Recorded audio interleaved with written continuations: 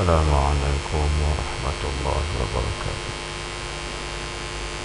Alhamdulillah wassalatu wassalamu ala rasulillah wa ala alihi wa sahbihi ajma'in.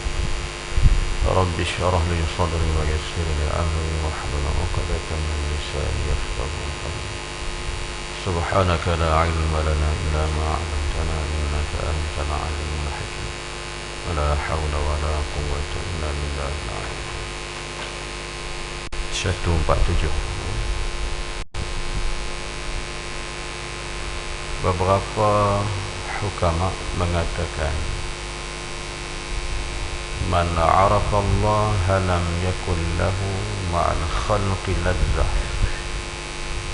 wa man 'arafa ad-dunya lam yakun lahu fiha raghbatun wa man 'arafa 'adala Allah ta'ala lam yataqaddam ilaihi khusama. Siapa yang mengenali Allah Subhanahu wa ta'ala pasti tidak merasakan nikmat bergaul dengan makhluknya. Siapa yang mengetahui hakikat dunia tentu tidak akan menyukainya. Siapa yang mengetahui hakikat keadilan Allah Subhanahu wa ta'ala pasti tidak terlibat dalam sengketa. 3 akibat ma'rifah.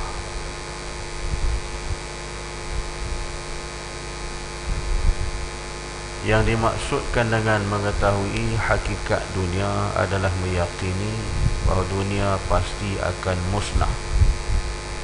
Adapun dimaksud mengetahui hakikat keadilan Allah Subhanahu wa ta'ala adalah benar-benar yakin dengan keadilan Allah Subhanahu wa ta'ala sehingga sering mengalah dalam urusan dunia dan tidak pernah terlibat permusuhan atau sengketa. Sehubungan dengan perkara itu, Al-Hasan Al-Basri radhiyallahu anha pernah mengatakan, siapa yang mengenali Allah Subhanahu wa ta'ala, dia pasti akan mencintainya. Siapa yang mengenali dunia pasti dia akan membencinya. Perkara yang serupa juga pernah dinyatakan oleh Imam Asy-Syafi'i dalam syairnya, dunia tiada lain hanyalah bangkai yang dihias menjadi rebutan anjing yang rakus.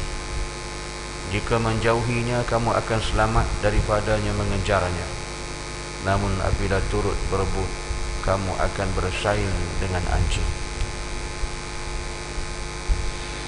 Kata ulama, para hukama di kalangan orang yang alim ulama ni, dia kata man 'arafa Allah lam yakul lahu ma'al khalqi ladzah. Siapa yang mengenali Allah Subhanahu wa ta'ala pasti tidak merasa nikmat bergaul dengan makhluknya. Jadi Allah, bila kita beriman ma'rifah dengan Allah, satu daripada kesempurnaan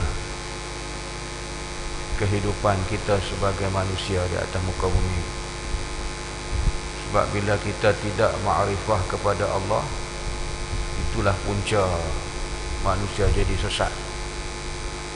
Bila dikenal Allah dengan sekenalnya, ma'rifah yang betul, maka dengan makhluk dan tiada menjadi sesat dia di atas perhubungan hidup di atas muka bumi ini.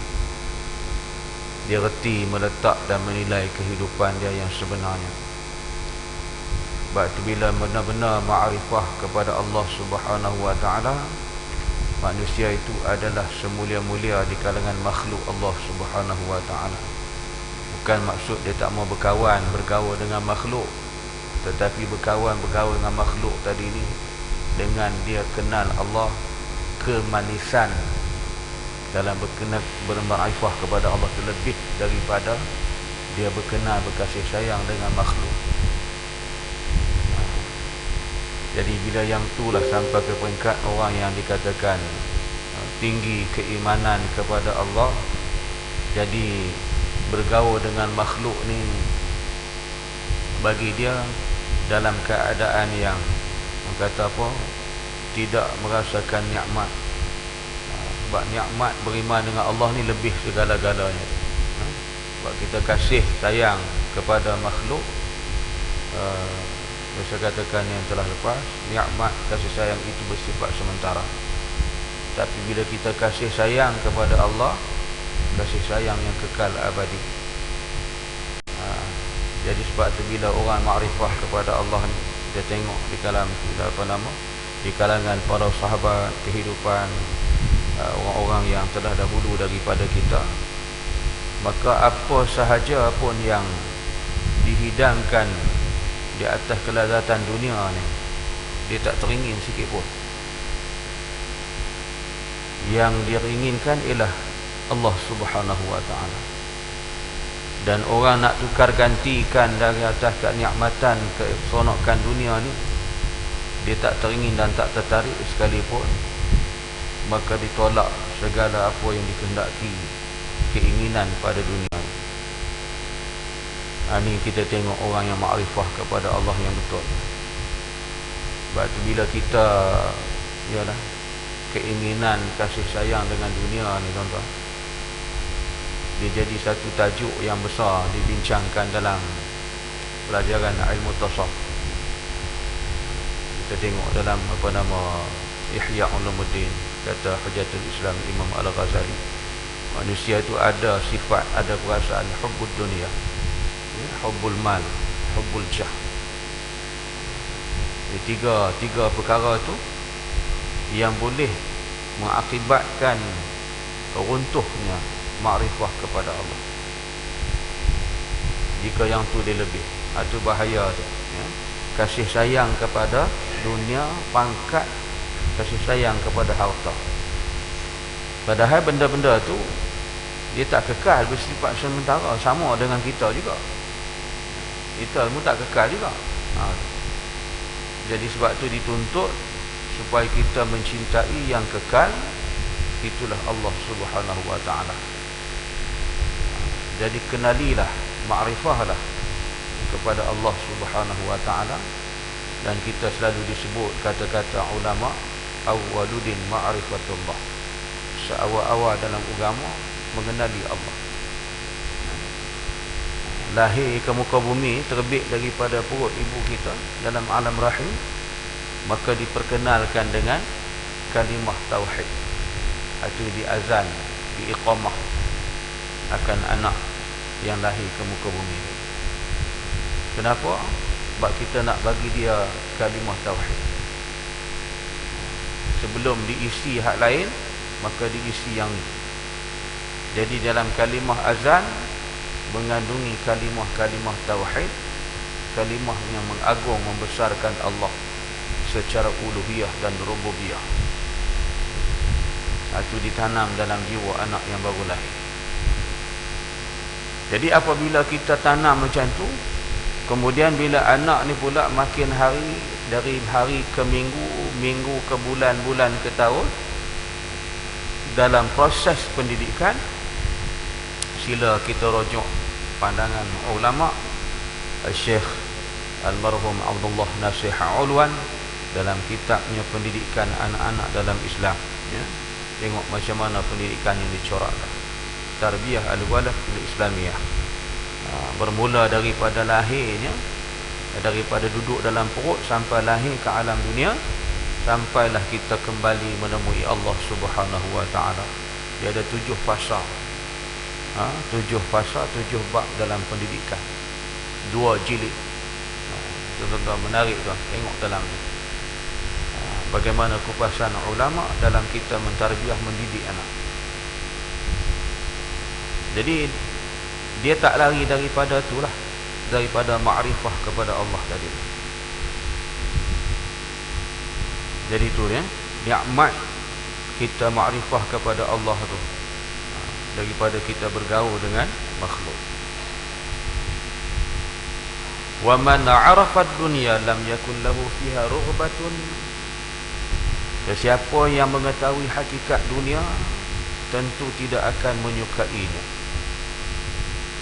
Jadi ni kata ukama, siapa-siapa yang mengetahui hakikat dunia ni, kedudukan dunia ni tuan-tuan, pasti tidak akan menyukai. Sebab apa? Ad-dunya la'ibun wa lahwun. Di dalam Al-Quran Allah sebut gitu. Dunia ni tempat senda gurau, main-main, bukannya kekal. Jadi kita dijadikan sementara. Hak dunia sementara, kita pun sementara, segala isi semua bersifat sementara.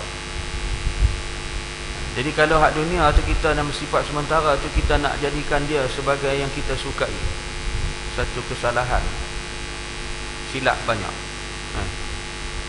Sebab benda tu kalau kita kasihi, suka kepada dia, suka pun takat mana pun akan berakhir, kan?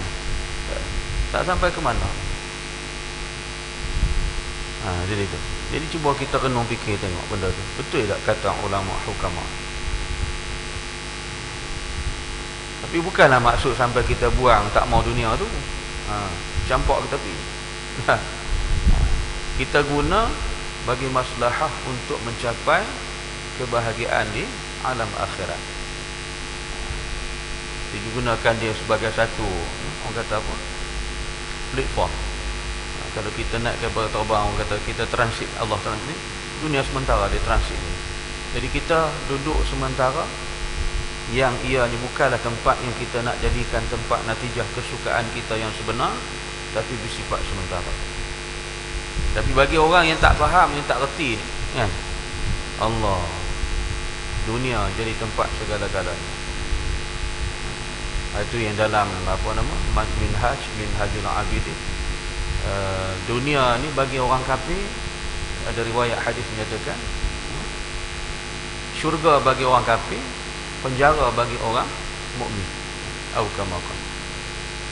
Maknanya orang kafir ni, dunia bagi dia Allah segala-galanya, itulah dia. Sebab dia tak beriman dengan Allah. Alam akhirat bagi dia tak ada, dia tak percaya. Kita yang beriman dengan Allah ni, yang kekal alam akhirat. Sebab tu dunia ni kita tak ambil dia macam mana hidupnya orang kafir. Orang kafir dunia matlamat hidup dia. Sebab tu dia mewah hidup segala-galanya. Sebab tu kita tak boleh tiru cara hidup orang kafir.